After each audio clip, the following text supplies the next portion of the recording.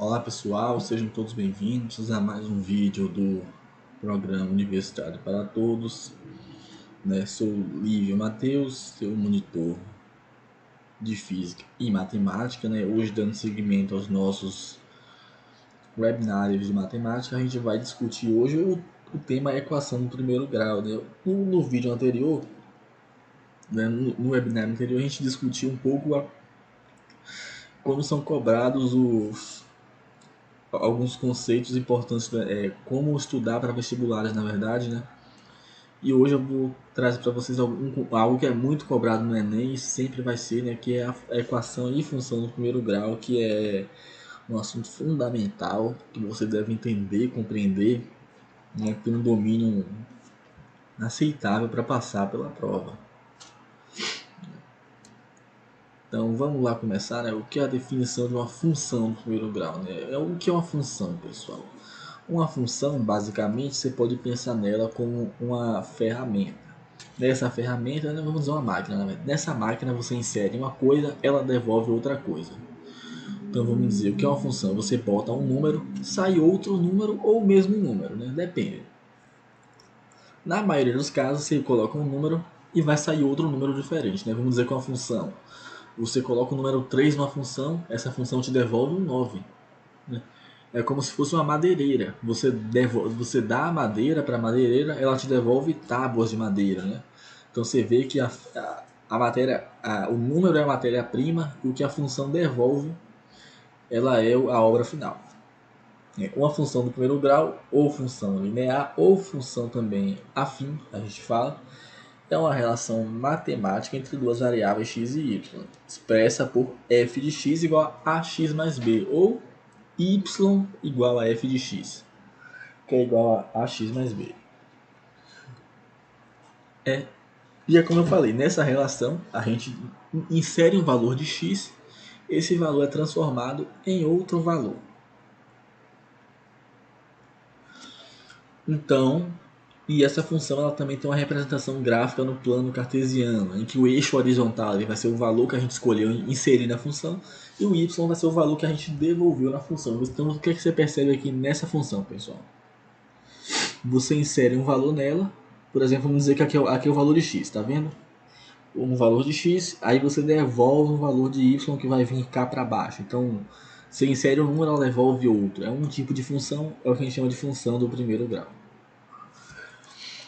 Os coeficientes a e b a gente chama de são constantes, né? São valores que não mudam, são valores que são constantes, como o próprio nome já fala, em que o a determina a inclinação, é o que a gente chama de coeficiente angular, e o b determina a interseção com o eixo y, é o que a gente chama de coeficiente linear. Então, por exemplo, nessa função aqui, você percebe o quê? O eixo do y está sendo interceptado aqui no número 4. Então, o nosso coeficiente linear seria o 4. Para descobrir a inclinação, você precisa fazer uma relação matemática, né? Que já eu chego nesse mérito, mas basicamente esse ângulozinho aqui, formado no sentido anti-horário, esse ângulo, a tangente desse ângulo, né? Ela representa a inclinação e essa inclinação depende do coeficiente angular. O gráfico de uma função afim, né, é uma linha reta. E a inclinação dessa linha representa o coeficiente angular. E o ponto onde toca o eixo y representa o coeficiente linear, né, que é o que eu já falei aqui há pouco. Então vamos lá utilizar uma função de exemplo. Um exemplo de análise do gráfico. Utilizando a função f de x igual a 3x menos 1, né? Então o valor que multiplica o 3, o valor que multiplica o x, esse 3 aqui, ele é o nosso coeficiente angular, representa a inclinação. Então se a gente substituir esse valor por 5, você percebe o quê? Que essa função ela se inclina mais. Se substituir por 2, se inclina menos. Esse menos 1 é onde ela toca no gráfico, no eixo y. A gente nota o quê? O coeficiente angular aqui vai a 3. E como o nosso A é maior que zero, a nossa função ela cresce, ou seja, a nossa reta ela está crescendo. À medida que x cresce, y cresce, é uma reta crescente. Se A fosse menor que zero, seria uma reta decrescente. Ela ia estar no sentido oposto, ia estar cortando no sentido oposto. O coeficiente linear B é menos 1, mostrando que, como é possível observar no gráfico, a coordenada 0, menos 1, tá vendo? 0 aqui em x e menos 1 aqui em y, tá? Esse pontinho aqui, ele representa o nosso coeficiente linear, a interseção com o eixo y. Como que a gente constrói o gráfico de uma função linear? Muito simples, né? Primeiro você observa se é crescente ou se ela é crescente. Se for crescente, ela vai ter esse sentido. Pronto, isso você já sabe. Segundo, você vai ver onde ela intersecta o eixo y, aí você traça o seu gráfico tentando estimar a inclinação. Porém, você pode usar uma técnica também interessante que é substituir valores. Você substitui o valor menos 1, por exemplo. 3 vezes menos 1 vai dar menos 3. Menos 3 menos 1, menos 4. Você substitui então. Ó. Então, menos 1 está para menos 4. Esse ponto aqui, o primeiro ponto à esquerda. O segundo ponto, você substitui 0, vai dar menos 1. É o segundo ponto da direita.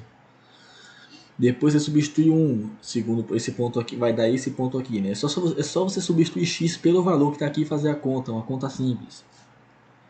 E por aí vai seguindo até o infinito, né? Aí você já tem uma boa ideia, você pega uns 3 pontos, tá bom já? Você consegue traçar essa reta. Cadê? Passei demais. Aqui. Aplicações na vida real. Funções de primeiro grau são usadas para modelar situações da vida real, como custos, receitas, velocidades, entre outros. Nas questões a gente vai conseguir visualizar isso melhor. Por exemplo, a gente pode usar uma função linear.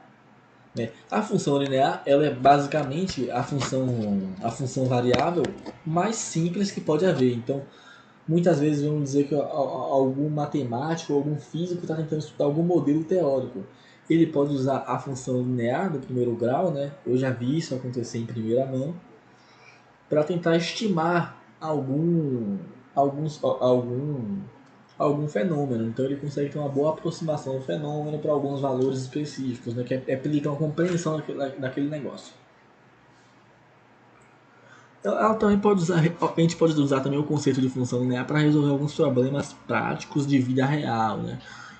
Quando você domina a matemática, você consegue usar ela como uma vantagem para você mesmo, pessoal. Então, matemática é um negócio assim muito útil se você der uma chance a estudar. Primeiro questão aqui, né, já temos uma aplicação.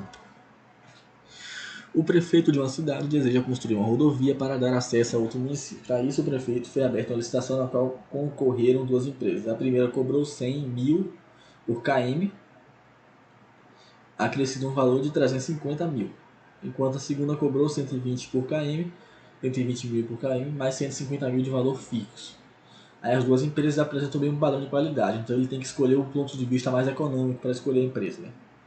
Você percebe o quê? Que essas funções podem ser que a gente pode usar uma função linear para descrever o fenômeno, né? Por quê? Vamos lá. Primeiramente, a gente monta as duas funções. Empresa A. Você sabe que ela vai ser 350 para qualquer valor, então você já coloca aqui o 350. Aí para cada quilômetro você paga 100 mil, pessoal. Então vai ser 100 vezes a quantidade de quilômetros mais 350 que é o valor fixo. E para a empresa B a mesma coisa, 120 vezes a quantidade de quilômetros mais 150 que é o valor fixo. Aí o que é que o prefeito quer? Ele quer analisar se existe algum trecho em que não importa contratar a nenhuma empresa, ou seja, ele quer saber se em algum momento essas duas funções são iguais, ou seja, tanto faz contratar uma quanto a outra. Ou seja, a gente quer o quê? Que o custo de uma seja igual ao custo da outra. Então você iguala 120, você iguala a função A à função B, você obtém a seguinte relação: 120n mais 150 igual a 100n mais 350, que representa justamente a letra A. Veja que nesse caso você nem precisou resolver o problema. Bastou montar a função. Então aqui a gente tem nosso primeiro exemplo, pessoal. Segundo, Essa questão aqui, já adianto, ela é muito interessante porque você vai perceber que ela não necessariamente tem a ver com função, mas você pode associar a função. Então eu vou tentar resolver ela de duas formas para vocês. A tabela seguinte apresenta a média em quilo de resíduos domiciliares produzidos anualmente por habitante entre 95 a 2005. Se essa produção aumentar, pessoal, mantendo o mesmo padrão observado na tabela, então em 2020 teremos quantos quilos, né, de resíduo? Então repare, quando ele fala isso aqui, ó, se a produção for constante. Se a produção é constante, a gente diz que esse modelo é linear. Então sempre que algo varia de forma constante, o aumento ou a diminuição é linear. Então você tem certeza que você pode usar uma função do primeiro grau para descrever o fenômeno. Então, se é linear, uma função do primeiro grau descreve perfeitamente. Então o que é que a gente percebe? A gente pode resolver isso tanto com função quanto sem função. Então eu vou resolver inicialmente sem funções só para mostrar a vocês que a aplicação, né? Veja que o crescimento é linear, ou seja, pode ser representado por uma função afim, é o que eu falei. A cada 5 anos aumentamos 45 quilos, né? Ou 40 quilos. Então repare, está indo de 40 em 40 a cada 5 anos. Então em 20 anos, quanto falta? Falta 15 anos. Ou seja, vai passar 5 anos 3 vezes, né? Então vai ser 40 mais 40 mais 40, ou seja, 120. Então vai ser 120 mais o 540 que vai dar 660. O que a gente chega então à resposta letra C. A título de curiosidade também eu vou trazer para vocês como a gente podia usar uma função. A gente podia descrever a função da seguinte forma. A gente sabe que a produção ela começa em 460, né? É o valor mínimo que está aqui. 460 mais 40 para cada 5 anos. Então, mais 40 vezes T, em que T é o período de 5 anos. De 95 para 2020 vamos passar 25 anos, ou seja, 5 anos 5 vezes, né? Porque 25 é 5 vezes 5.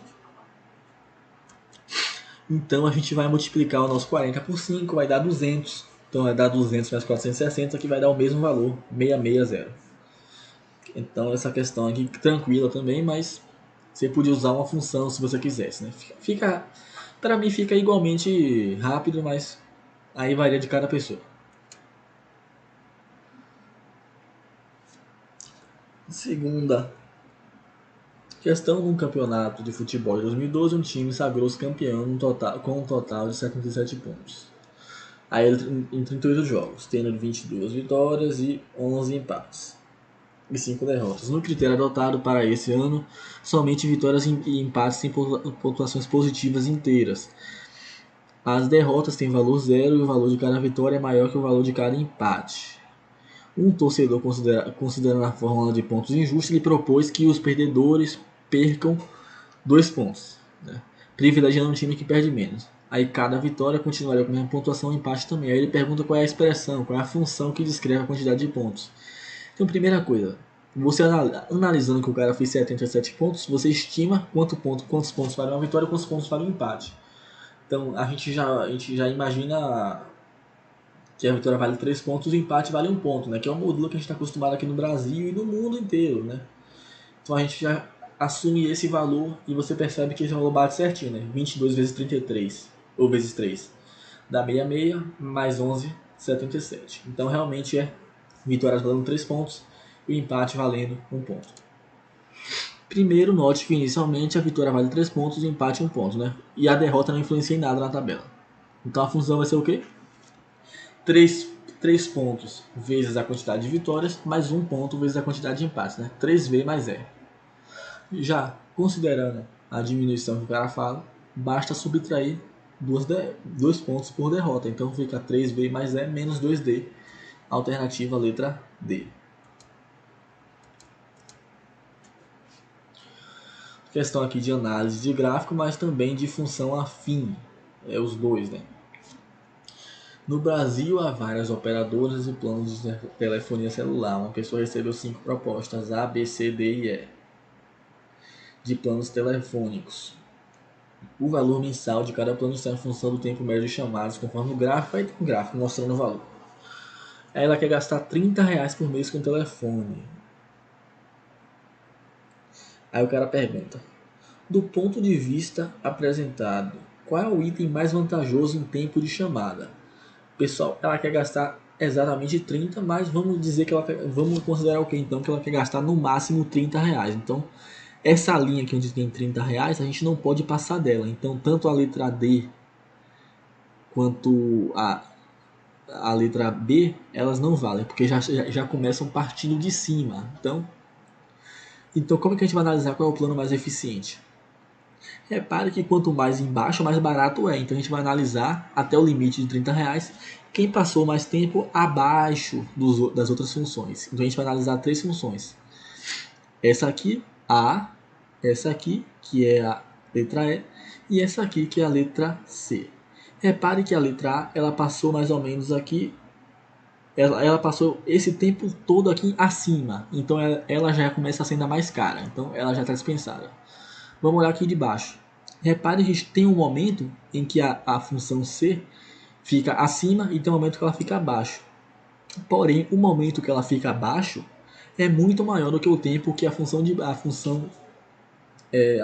deixa eu ver, E fica abaixo. Então a letra C é a resposta certa, porque ela passa mais tempo abaixo das outras até o limite de 30 reais. Então a resposta é essa letra C. Assim chegamos ao fim de mais um vídeo aqui dos nossos webinários. Eu espero que esse vídeo tenha ajudado vocês a compreenderem um pouco mais esse assunto e que vocês já consigam aplicar isso relacionado ao vídeo anterior, pessoal. Então, boa sorte a todos. Até mais.